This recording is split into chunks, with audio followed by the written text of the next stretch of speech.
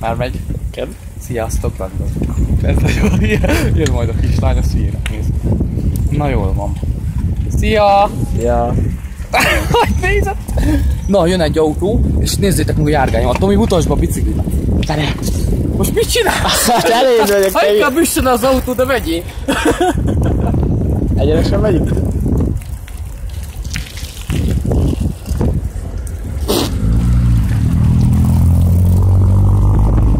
Na.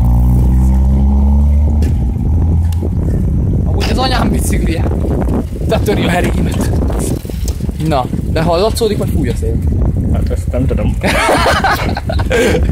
Az ide szemüveget. Ja, akkor elegedet a kormány. Akkor inkább ne essen itt. Ja, amúgy nem, mit mondtam, amit nehogy elüsse az autó, mert ő a stáb. Ő egyedül az összes stáb.